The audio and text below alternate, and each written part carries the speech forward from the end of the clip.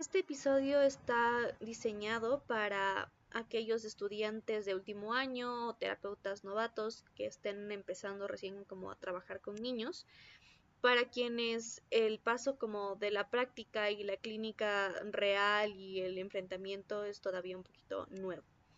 Se elige este grupo de personas porque están en el cierre de su formación. Eso quiere decir que poseen la teoría como súper clarito, pero pueden llegar a tener como más problemas en la parte práctica con poblaciones complejas como lo son los niños, los padres de los niños, el contexto general de una terapia con infantes y adolescentes. Entonces, el propósito realmente es reducir esta asimetría y ayudarles a entender que la entrevista realmente es como la fuente que fluye durante todo el tratamiento. Por esto mismo se está asumiendo que existe ya un nivel teórico bastante avanzado, entonces no se van a explicar términos como qué es el rapport, la transferencia o los hitos del desarrollo del DSM-5, porque pues son temas y conceptos que ya se dominan. Nuestro foco hoy día realmente es la aplicación clínica, es decir, cómo poder traducir todo este lenguaje psicológico a un niño o a un padre que pues no te va a entender toda la parafernalia, simplemente necesita saber cómo poder generar buenas estrategias con su niño y al niño también.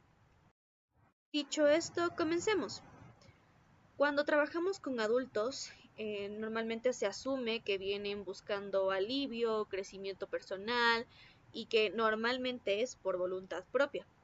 Sin embargo, a menudo en la infancia las reglas del juego cambian drásticamente, y esto se ve a lo largo del capítulo 7, en donde señala que la entrevista con menores tiene bastante peculiaridad, sobre todo en la parte de voluntariedad.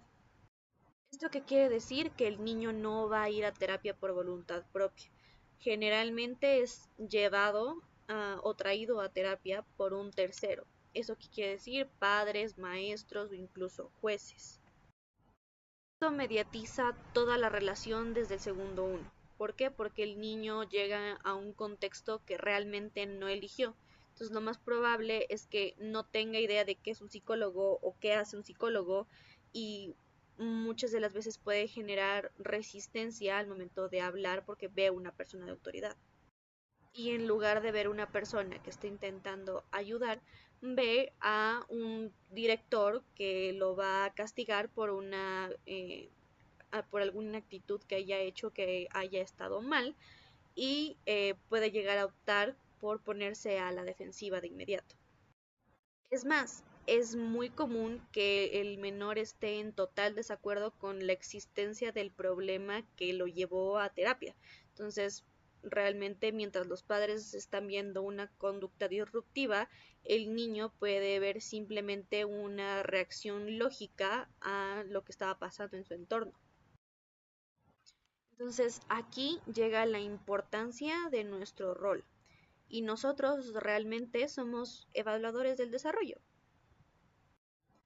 ¿Eso qué quiere decir? Que nuestra labor no solamente es escuchar, sino evaluar el comportamiento del niño y ver si es que este comportamiento es un problema real o es una etapa evolutiva.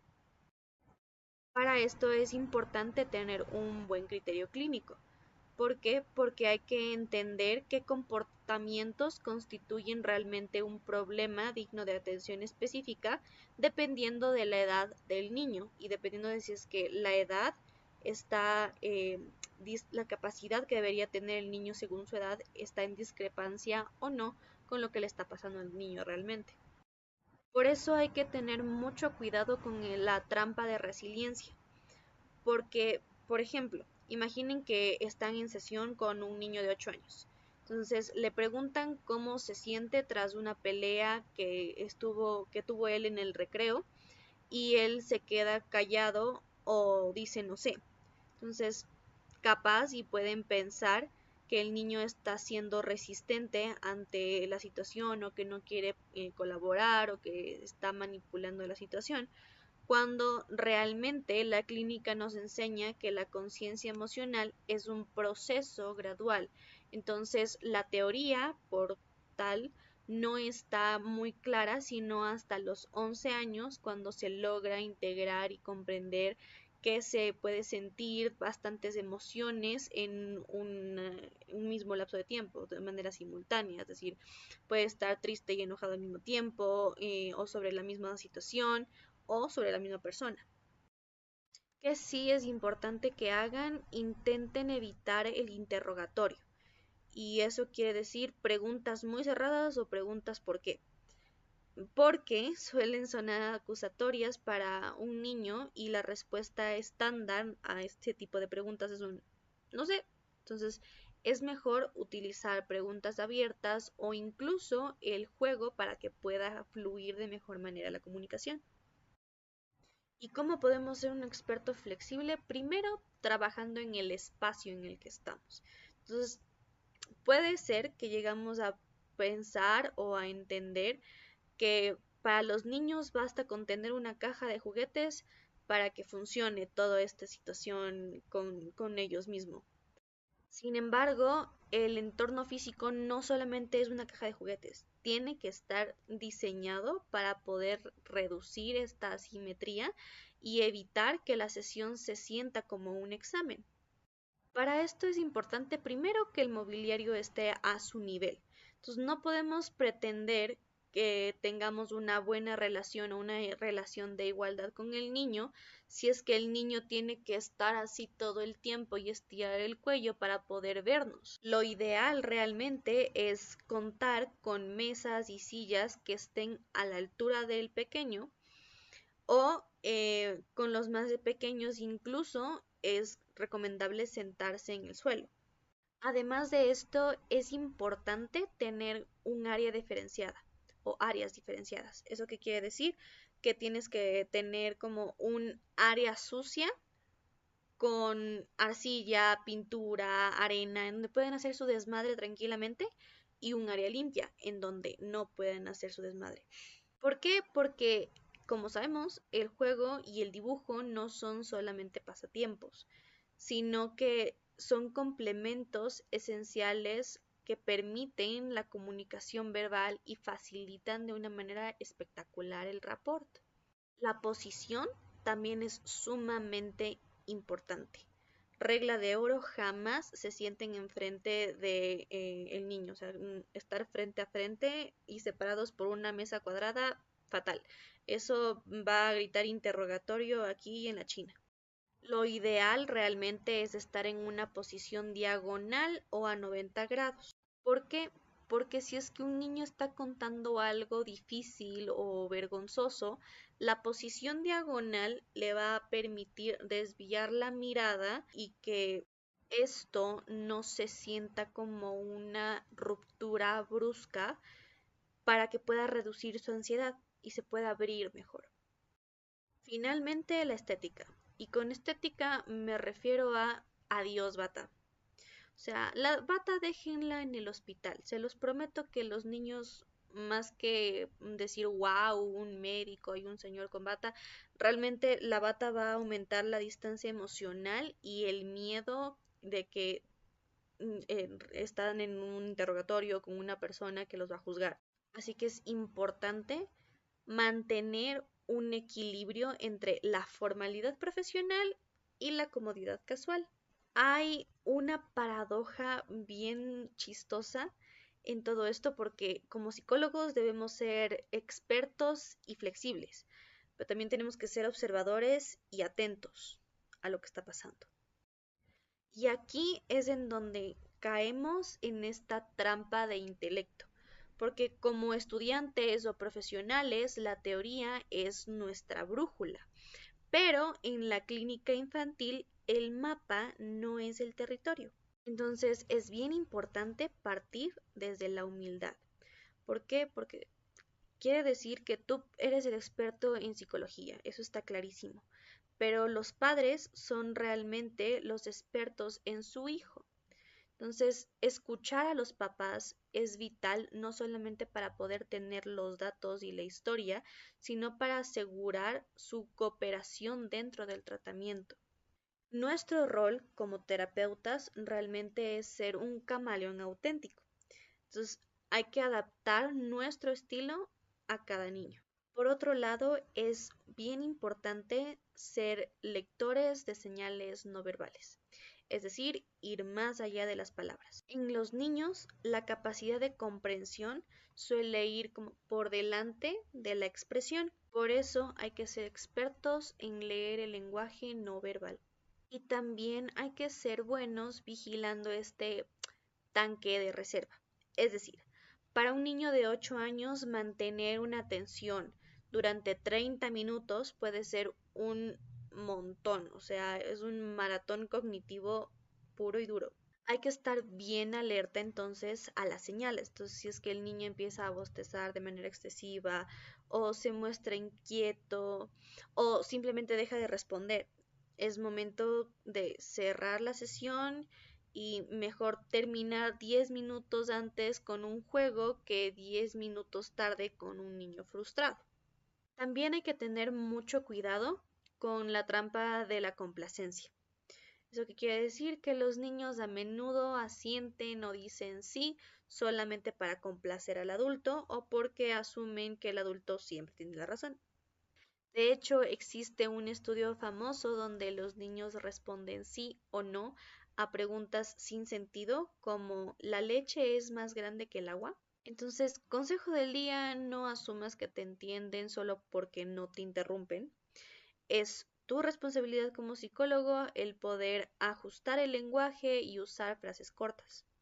Y los niños son bien inteligentes, entonces si es que un niño percibe que tú estás ansioso, sobreinvolucrado, lo que normalmente se llama contratransferencia, se va a retraer, o sea, se va a retraer por pura supervivencia emocional. Entonces hay que tener cuidado con eso también. Ahora bien, también es importante que hablemos sobre la gestión de la transferencia y este fantasma de la autoridad. Para ello es importante recordar una cosa. El niño no es una tabla rasa. A menudo podemos llegar a pensar que el niño está libre de prejuicios, pero la teoría es clara. Los menores no llegan a la entrevista como tabla rasa. Al contrario, traen una maletita llena de experiencias, de ideas previas que van a influir en la relación. ¿Por qué esto es importante dentro de la terapia?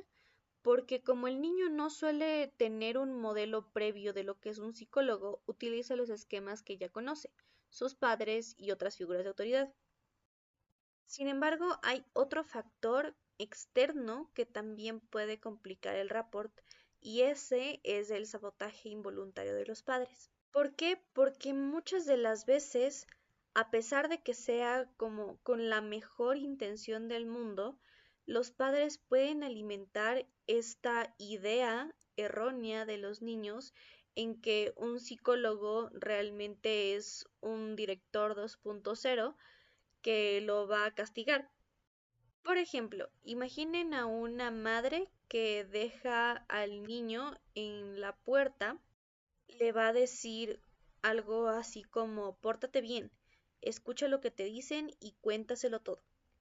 El resultado para el niño va a ser que pues, tiene un montón de frases que confirman que está en un lugar de juicio, en un examen de rendimiento, y siente que las preguntas del psicólogo van a ser iguales a las de un profesor. ¿Esto qué quiere decir? Que va a ser una prueba en donde el adulto ya conoce, ya sabe cuál es la respuesta y solamente quiere atraparlo. Entonces, para que esta entrevista funcione realmente, lo que hay que hacer es desmantelar esa imagen que tienen los niños de juez.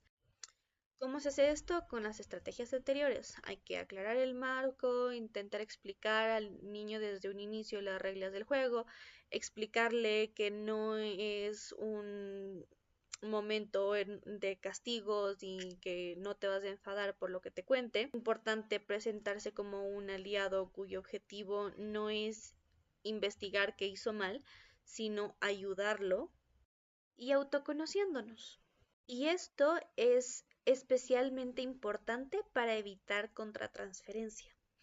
¿Por qué? Porque a veces el malestar o la ansiedad que sentimos en sesión no es del niño, sino nuestra.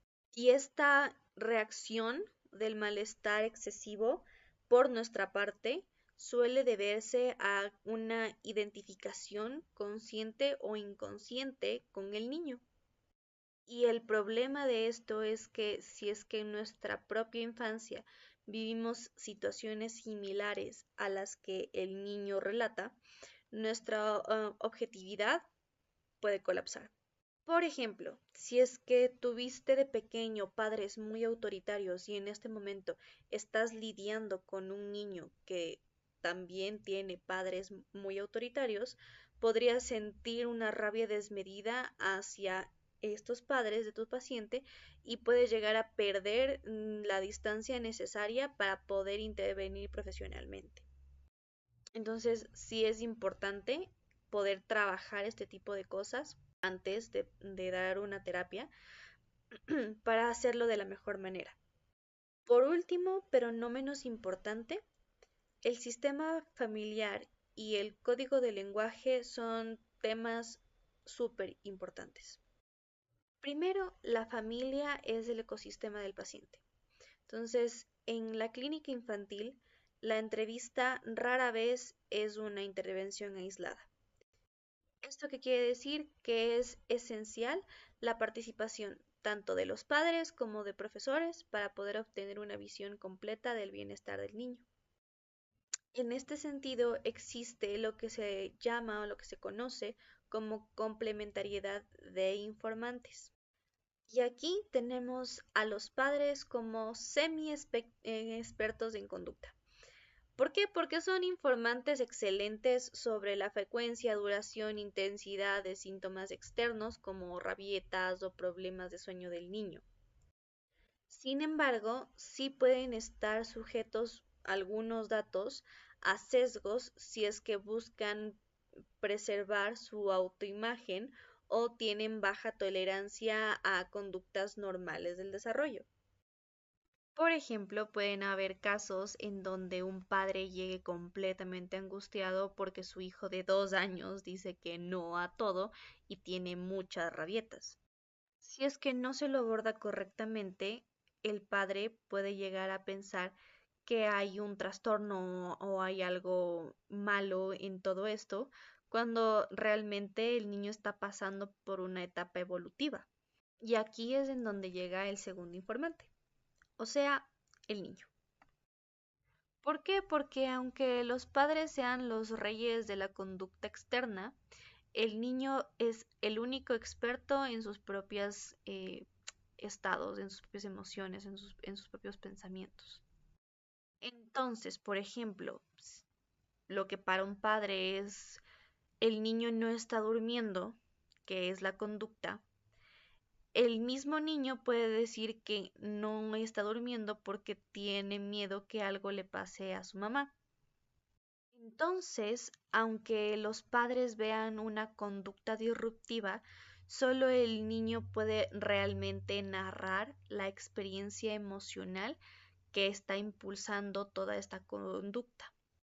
Y de hecho, en casos de depresión o ansiedad y trastornos internalizantes, el niño puede ser un informante mucho más fiable que los adultos, porque son ellos quienes mm, pueden no haber notado el malestar profundo detrás de la apariencia de niño tranquilo.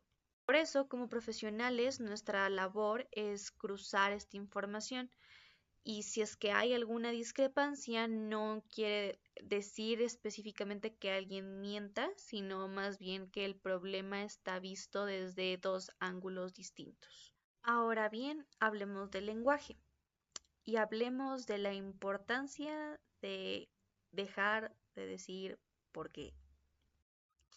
Y lo que pasa aquí es que es muy común cometer este error de hablarle a un niño e interrogarlo como si fuera un adulto. Y pues no, un niño no es un adulto versión metro 20. De hecho, la teoría nos dice que las preguntas WH, es decir, qué, dónde y quién, se entienden mucho antes que el cuándo, el cómo y especialmente el por qué. Es más, el por qué no se domina cognitivamente sino hasta los 8 años o más. Entonces, para un niño, esta palabra suena, además de todo, acusatoria. Por ejemplo, imagínense cuando sus papás les preguntaban de chiquitos, ¿por qué hiciste eso? Al usar ese por qué, se sintieron juzgados. Lo mismo pasa con los niños en terapia. Se van a sentir juzgados y van a responder, como ya dijimos al inicio, con un no sé. ¿Qué debemos hacer en lugar de eso? La alternativa realmente es utilizar frases cortas, términos concretos y evitar a toda costa una jerga profesional. Es muchísimo mejor preguntar qué pasó después en lugar de pedir explicaciones abstractas sobre los motivos. Ahora, ¿se acuerdan que al inicio habíamos hablado de que para poder tratar con niños es importante ser como un camaleón que se adapte a cada edad y para poder facilitar el rapport y la comunicación? Bueno, aquí les va el porqué. Porque para los niños preescolares, es decir, de 3 a 5 años, la comprensión va muy por delante de la expresión verbal. ¿Eso qué quiere decir? Que para ellos realmente el lenguaje principal es no verbal.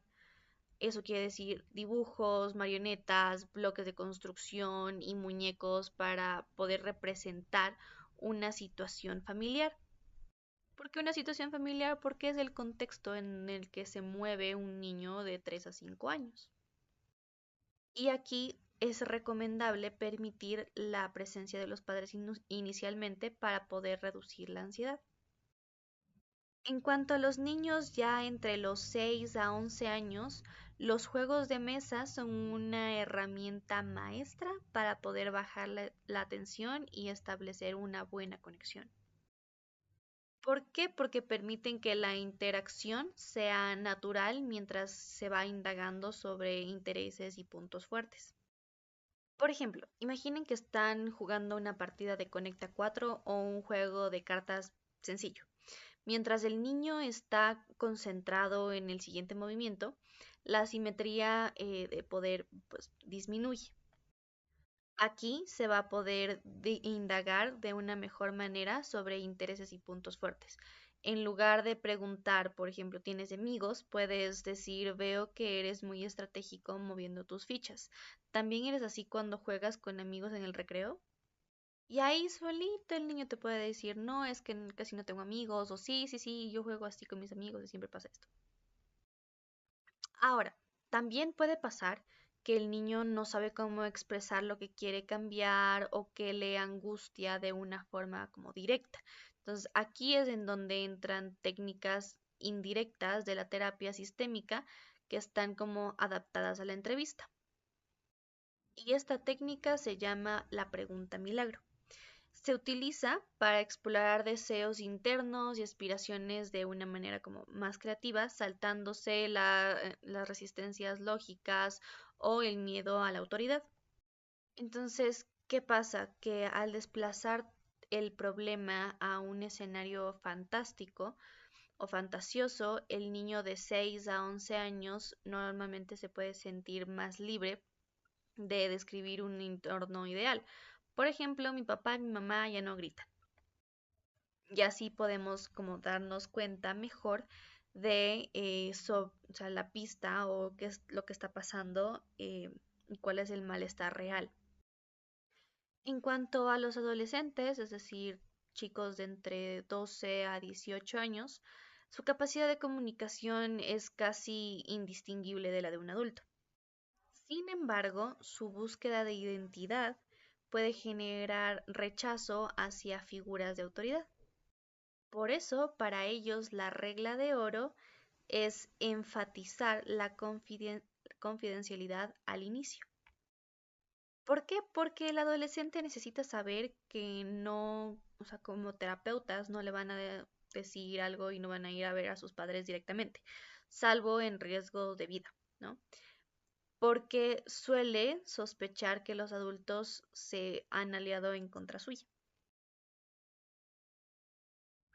Finalmente, en cuanto a la devolución de la información, muchos entrevistadores novatos pueden llegar a cometer el error de terminar la sesión con un simple nos vemos luego.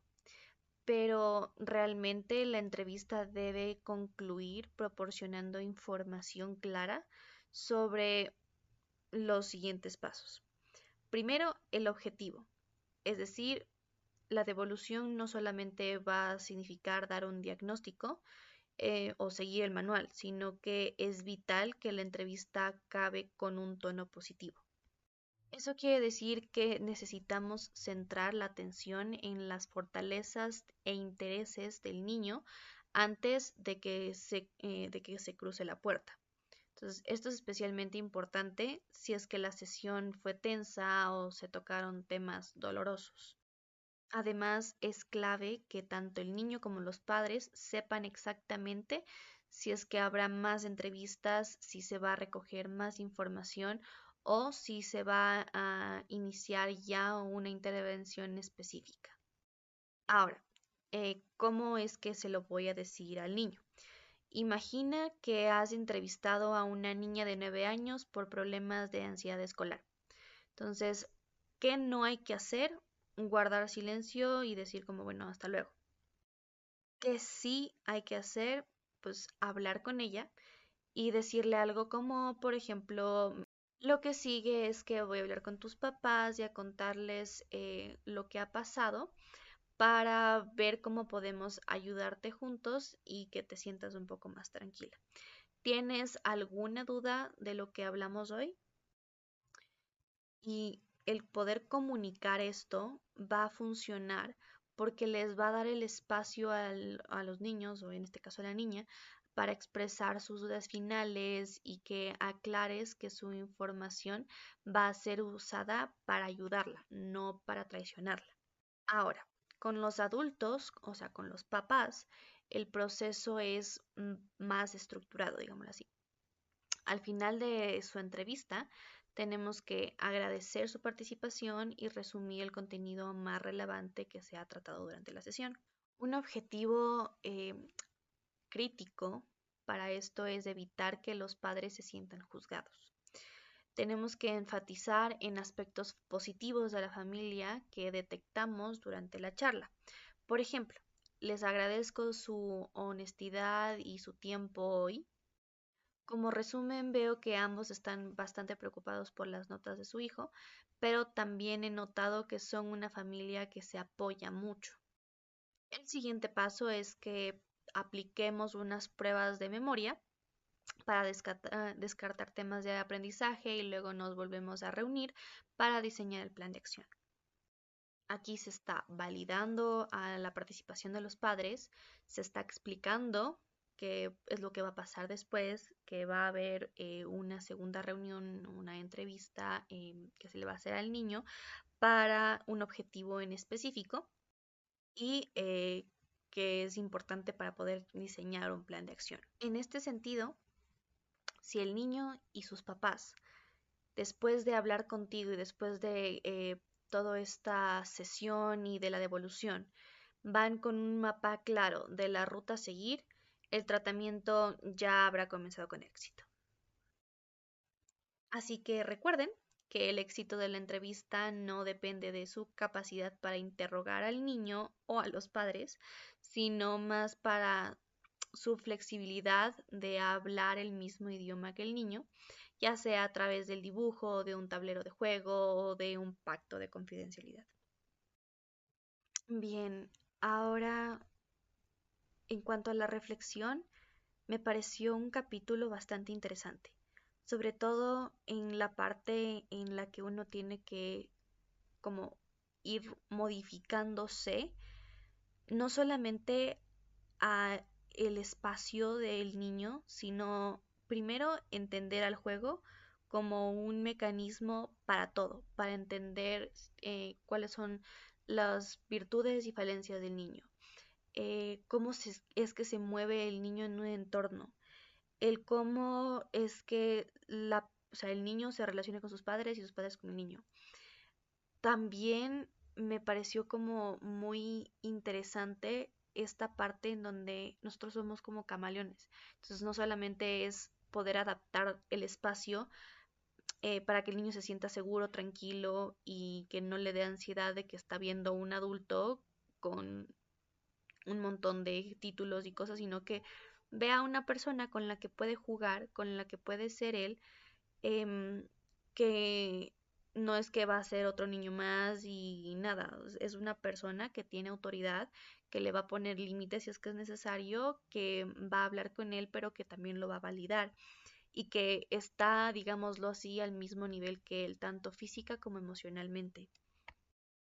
Creo que algunas técnicas como la de la pregunta milagro fueron como muy, me generaron mucho insight porque sí habían veces en donde yo decía como, ok, pero ¿cómo hago que ellos como suelten lo que tienen dentro sin ser invasivo? Sin preguntarles directamente, sin hacer como preguntas muy cerradas, muy retóricas, que puedan este sesgar mucho la respuesta del niño, porque sí pasa mucho para quienes estamos en contacto con niños pequeños, que llegan a haber veces en donde del enojo, de el no saber qué hacer, sin querer culpas al niño y el niño no tiene más opción que aceptar esa culpa solamente porque tú eres el adulto y tú sabes lo que estás haciendo y muchas de las veces como adultos no sabemos muy bien qué estamos haciendo. Entonces, sí me pareció como bien interesante esta forma de abordar al niño y en general el cómo dependiendo de la edad, también el tema de la confidencialidad se va no quitando, pero sí mermando un poco, porque no es lo mismo confidencialidad con un niño de 3 años a con un adolescente de 18 años. O sea, obviamente para un niño que recién está aprendiendo en quién confiar en este mundo y a quién hacerle caso y si es que sí o si es que no, va a ser mucho más importante tener una figura de apoyo que lo contenga, que esté para él, em, que sea una figura de apego seguro, que un adolescente que prácticamente tiene bastante bien desarrollada su parte frontal, su parte cognitiva, que mucha diferencia con el pensamiento adulto no tiene, más allá de el tema de búsqueda de la identidad. Me hubiera gustado un poco más ver dentro de la lectura am, un poco más acerca del tema de interacción con los padres, porque se vio un montón de interacción con niños y adolescentes, pero creo que sí es importante em, el poder entender cómo interactuar específicamente con padres, aunque sí lo dijo en la lectura, dijo mucho sobre en caso de que haya padres divorciados, que lo ideal realmente es hacer como sesiones por separado, a pesar de que como digan como que tienen una buena relación, em, que sí sería como importante poder hacer una cosa de esas, pero me hubiese gustado ver un poco más a profundidad cómo es esta parte de la devolución, sobre todo con niños pequeños de entre los 8 y los 10 11 años, sí, 12 también, porque también creo que la devolución para padres con niños de 8 años va a ser diferente a la devolución para padres con niños de 12 años. Entonces, sí, me gustaría ver como un poquito más de esa parte. Y eso es todo, muchas gracias.